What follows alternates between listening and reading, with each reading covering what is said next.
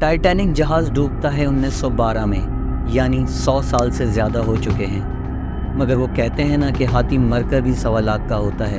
تو اس عظیم الشان جہاز کے ریکیج یعنی ملبے کو دیکھنے کے لیے آج بھی لوگ کروڑوں روپے خرچ کر کے سمندر کی تہہ میں جاتے ہیں، اور سمندر کی تہہ میں جانے کے لیے جو سواری یا وہیکل استعمال کی جاتی ہے اسے کہتے ہیں سبمرسیبل۔ ایسے ہی ایک سبمرسیبل جو تباہ ہو گئی اس سفر کے دوران تمام دنیا کی موضوع بحث بنی ہوئی ہے آج، کہ کیا یہ ٹائٹن سیفٹی میجرز لے کر بنائی گئی تھی؟ کیا یہ ڈیپ سی میں جانے اور پانی کا پریشر برداشت کرنے کے قابل تھی؟ یہ سب جانیں گے تفصیل سے آگے ویڈیو میں۔ ویڈیو اگر پسند آئے تو لائک کریں، سبسکرائب کریں۔ 18 جون 2023 صبح کے 9:30 بجے ٹائٹن نامی سبمرسیبل جس میں 5 لوگ سوار ہیں، اور وہ لوگ ٹائٹینک جہاز کا ملبہ دیکھنے سمندر کی تہہ میں جا رہے ہیں۔ اس مہم کا آغاز ہوتا ہے کینیڈا کے Newfoundland coastline سے، جو نارتھ اٹلانٹک اوشن یعنی شمالی بحر اوقیانوس میں واقع ہے، کیونکہ جہاز کا ملبہ انہی پانیوں میں موجود ہے۔ ٹائٹینک جہاز جو آج سے 100 سال قبل ایک آئس برگ سے ٹکرانے کی وجہ سے 2 حصوں میں تقسیم ہو کر سمندر میں ڈوب گیا تھا، اور جس کا ملبہ سالوں سال ڈھونڈا گیا، بالآخر 1985 میں ایک French American joint expedition team جس میں جان لوئس مائیکل اور رابرٹ بیلارڈ شامل تھے، اس ٹیم کو RMS ٹائٹینک کا ملبہ 600 kilometre south east of Newfoundland new Atlantic ocean میں مل جاتا ہے۔ مگر ٹائٹینک جہاز کو شہرت ملی جب 1997 میں ٹائٹینک مووی ریلیز ہوئی۔ اس فلم نے نہ صرف لوگوں کو رومانٹیسائز کیا بلکہ فیسینیٹ بھی کیا، اور یہیں سے لوگوں میں اس جہاز کا ملبہ دیکھنے کا شوق پیدا ہوا۔ یہ مہم جو ایک پرخطر ہونے کے ساتھ ساتھ ایک انتہائی مہنگا شوق بھی ہے۔ اندازہ کریں کہ اس سفر کے لیے ہر ایک نے $2.5 لاکھ یعنی 7.5 کروڑ روپے سے زیادہ کی رقم ادا کی تھی۔ RMS ٹائٹینک جہاز کا ملبہ سمندر کی تہہ میں تقریباً 3810 میٹر یعنی 12500 فٹ گہرائی میں موجود ہے۔ اس گہرائی کو اگر آسان طریقے سے سمجھا جائے تو یہ گہرائی تقریباً 5 برج خلیفہ کی اونچائی کو اگر جمع کیا جائے تو اتنی بنتی ہے۔ ٹائٹن سبمرسیبل سمندر کی سرفیس سے تہہ تک پہنچنے میں تقریباً 2 گھنٹے کا وقت لیتی ہے۔ اس 2 گھنٹے کے دوران وہ ہر 15 منٹ کے وقفے سے اپنے مدر شپ پولر پرنس کو سگنل بھیجتی ہے۔ اصل میں یہی شپ ٹائٹن کو آپریٹ کرتا ہے سمندر کے سرفیس سے، اور یہی واحد کمیونیکیشن کا ذریعہ ہے ٹائٹن کا باہر کی دنیا سے۔ 18 جون کو اس سبمرسیبل کو پانی میں گئے ابھی 1 گھنٹہ 45 منٹ ہی ہوئے تھے کہ اس کا رابطہ پولر پرنس شپ سے ٹوٹ جاتا ہے، لیکن یہ پہلی بار نہیں ہوا تھا۔ اس طرح رابطہ ٹوٹنے کے واقعات پہلے بھی سفر پر جانے والی ٹائٹن کو پیش آتے رہے تھے، اسی لیے پولر پرنس کی ٹیم نے فوری طور پر کوئی اقدامات نہیں کیے اور اسے ایک معمول کا فالٹ سمجھا۔ ٹائٹن کو شیڈیول کے مطابق اپنا سفر شام تک ختم کر کے واپس آنا تھا، مگر جب شام 4:30 بجے سبمرسیبل سرفیس پر واپس نہیں آئی تب جہاز کی ٹیم میں پریشانی لاحق ہوئی، اور پھر شام 7:30 بجے US کوسٹ گارڈ کو انفارم کیا جاتا ہے اس گمشدگی کے بارے میں۔ یہ خبر فوراً تمام دنیا میں پھیل جاتی ہے، اور تمام نیوز چینل اس خبر کو ہیڈ لائنز میں نشر کرتے ہیں۔ Well, we begin our coverage in the North Atlantic, where the search operation for the missing submersible, with 5 people on. A search and rescue operation is underway in the Atlantic Ocean for a small submarine that went. Evening, a race against time tonight to find a tourist sub that's vanished. اور یہاں سے ایک بڑا search and rescue operation شروع ہوتا ہے، race against time.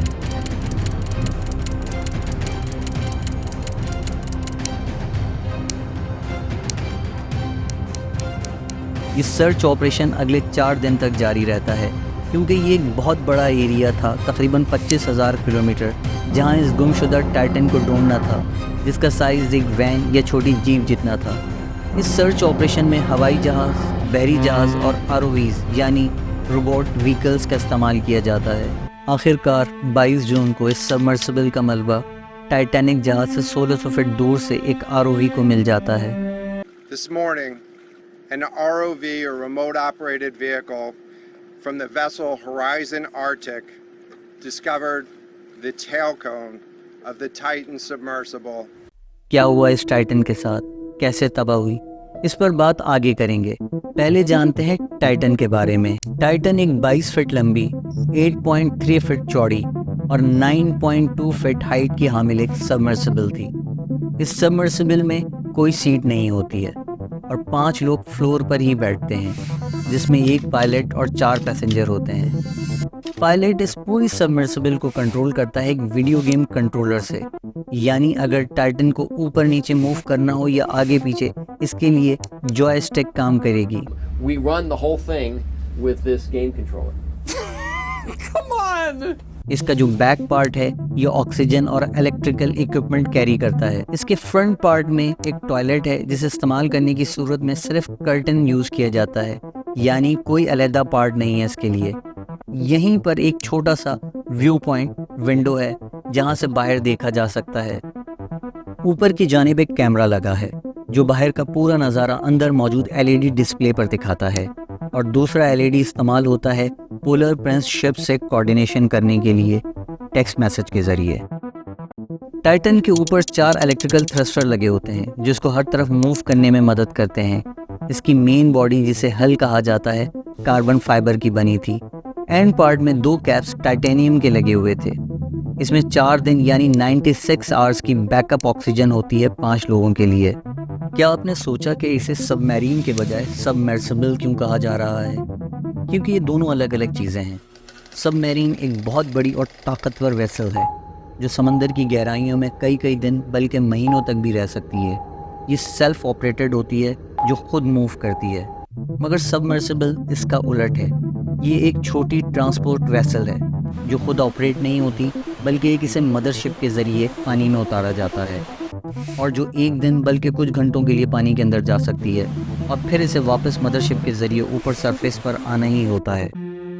اب اگر بات کی جائے ان 5 لوگوں کی جو اس بدقسمت ٹائٹن میں سوار تھے، تو ان میں سب سے پہلے ٹائٹن کے پائلٹ اور کمپنی اوشن گیٹ کے CEO اسٹاکٹن رش تھے. یہ پروفیشن کے حوالے سے ایک ایروسپیس انجینئر رہ چکے تھے، مگر ہمیشہ سے ڈیپ سی ایکسپیڈیشن ان کا شوق رہا تھا. یہی شوق انہیں مجبور کرتا ہے ایک کمپنی اوشن گیٹ بنانے کے لیے. چنانچہ 2009 میں یہ ایک امریکن بیسڈ ٹورزم اور ایکسپیڈیشن آپریٹ کرنے والی کمپنی بناتے ہیں جو ڈیپ سی مہم جوئی کا شوق رکھنے والے لوگوں کو ان کا شوق پورا کرنے کے لیے اپنی سروسز پرووائڈ کرتی تھی. Just the average depth of the ocean to find the undiscovered mineral or biological resources. You can't find a better place to do that than... شروع میں یہ کمپنی بہاماس اور دوسرے آئی لینڈ میں ڈیپ سی ٹورزم کراتی تھی، مگر جولائی 2021 سے اوشن گیٹ نے ٹائٹینک جہاز کے ملبے کا ٹور اور ایکسپیڈیشن آفر کرنا شروع کیا. اسٹاکٹن رش کے بارے میں بہت کم لوگ یہ جانتے ہیں کہ ان کی وائف وینڈی رش گریٹ گرینڈ ڈاٹر ہیں ایزاڈور اسٹراس اور ان کی وائف ایڈا اسٹراس کی. یہ دونوں اپنے وقت کے ویلدیسٹ لوگ تھے جو ٹائٹینک جہاز کے ساتھ ڈوب گئے تھے اور ہسٹری بن گئے. اس ٹائٹن میں جانے والے دوسرے شخص تھے پال ہینری نارجلے، جن کی عمر لگ بھگ 77 ایئرز تھی. ان کا تعلق فرینچ نیوی سے رہا تھا اور یہ ایک فیمس ڈیپ سی ایکسپلورر تھے.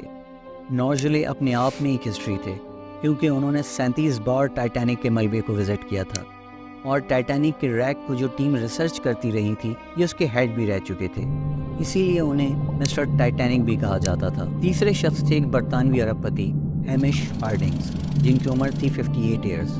یہ ایک مہم جو تھے جن کے پاس 3 grains book of world record بھی تھے. یہ 2016 میں ساؤتھ پول ایکسپیڈیشن بھی کر چکے تھے.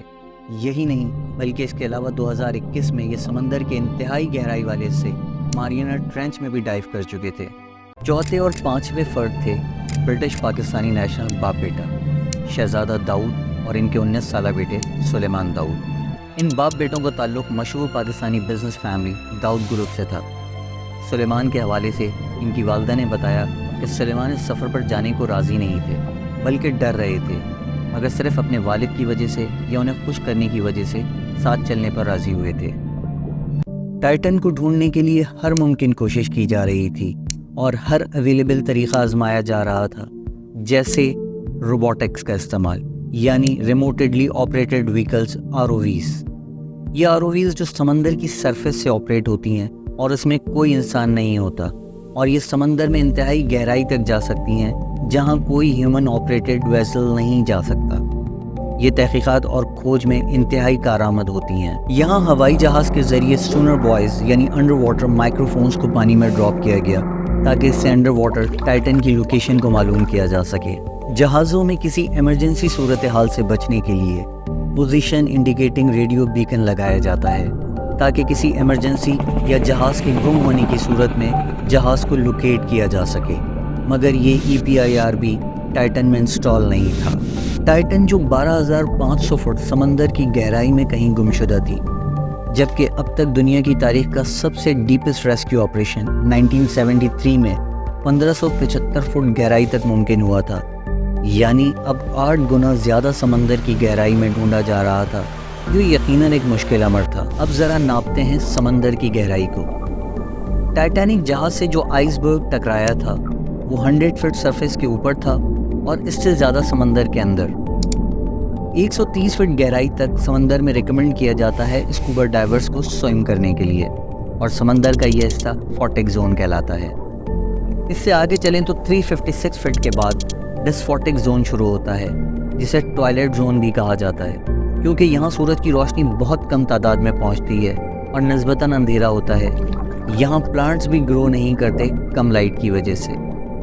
اس سے آگے 1575 فٹ وہ گہرائی ہے جہاں انسانی تاریخ کا سب سے گہرائی میں ڈیپ سی ریسکیو آپریشن کیا گیا تھا۔ مزید آگے بڑھیں تو 2600 فٹ پر عجیب و غریب قسم کے جائنٹ اسکویڈ سوئم کرتے نظر آتے ہیں۔ اس سے آگے 3200 فٹ کے بعد فوٹک زون شروع ہوتا ہے، جسے مڈ نائٹ زون بھی کہا جاتا ہے۔ یہاں گھپ اندھیرا ہوتا ہے اور ذرا بھی روشنی نہیں پہنچتی۔ 9816 فٹ پر آپ کو کوویئر ویلز نظر آئیں گی، یہ بھی ان ویلز کا میکسیمم پوائنٹ ہے سوئم کرنے کا۔ اس کے بعد 10,000 اور آخر میں 12,500 فٹ پر RMS ٹائٹینک کا ملبہ پڑا ہوا ہے۔ تو آپ اندازہ کر سکتے ہیں کہ یہ کیا گہرائی ہوگی سمندر کی تہہ میں۔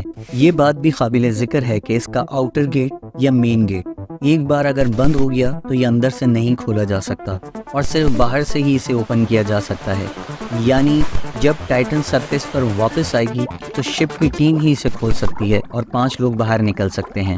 ایکسپرٹس کے مطابق یہ ٹائٹن پانی میں ہائی پریشر برداشت نہیں کر سکی اور امپلوڈ ہو گئی۔ سمندر کی تہہ میں جو پانی کا پریشر ہوتا ہے وہ 400 گنا زیادہ ہوتا ہے سمندر کی سرفیس سے، تقریباً 6000 PSI۔ اسی لیے سبمرسیبل کا شیپ اسفیریکل بنایا جاتا ہے تاکہ وہ ہر طرف سے ایکولی واٹر پریشر برداشت کر سکے، مگر ٹائٹن کا شیپ تبدیل کیا گیا اور اسے سلینڈریکل بنایا گیا تاکہ اس میں 5 لوگ بیٹھ سکیں، جبکہ اسفیریکل شیپ میں یہ ممکن نہیں تھا۔ یہی وجہ تھی کہ ٹائٹن پر پانی کا پریشر کسی ایک جانب انتہائی خطرناک ہو سکتا تھا، جو امپلوژن کی ایک وجہ بنا۔ یہی نہیں بلکہ ٹائٹن کی باڈی کو کاربن فائبر سے بنایا گیا تھا، جو ایک ایکسپیریمنٹل ڈیزائن تھا، کیونکہ اسے اب تک پانی میں پراپر طریقے سے ٹیسٹ یا جانچا نہیں گیا تھا، اور اب تک بننے والی دوسری سبمرسیبل اسٹیل یا ٹائٹینیم سے بنائی جاتی رہی ہیں۔ وہ سب پراپر سیفٹی پروسیس کو فالو کر کے بنائی گئی تھیں۔ Through all of the rigorous test protocols and review protocols that you have with, let's say, ABS, which is the American Bureau of Shipping, or DNV, or German Lloyd's. اب یہ implosion کیا ہے؟ Explosion میں جو دھماکہ ہوتا ہے وہ باہر کی جانب ہوتا ہے، یعنی فورس باہر کی جانب لگتی ہے، مگر امپلوژن میں یہ بالکل الٹ ہے، یعنی کہ اندر کی جانب فورس لگنے سے امپلوژن کا عمل ہوتا ہے، جو ٹائٹن کے ساتھ ہوا۔ ٹائٹن کے بارے میں مانا جا رہا ہے کہ یہ کیٹاسٹروفک امپلوژن تھا، مطلب 1 ملی سیکنڈ کا وقت اور سب کچھ ختم۔ مرنے والوں کو پتہ ہی نہیں چلا کہ ان کے ساتھ ہوا کیا ہے۔ اگر سیفٹی کی بات کی جائے تو اسٹاکٹن رش سیفٹی کو لے کر ہمیشہ سے غیر ذمہ دار شخص مانے جاتے تھے، بلکہ وہ ایک انٹرویو میں کہہ چکے تھے کہ زیادہ سیفٹی ایک بیکار چیز ہے۔ At some point, safety just is pure waste. I mean, if you just want to be safe, don't get out of bed, don't get in your car, don't do anything.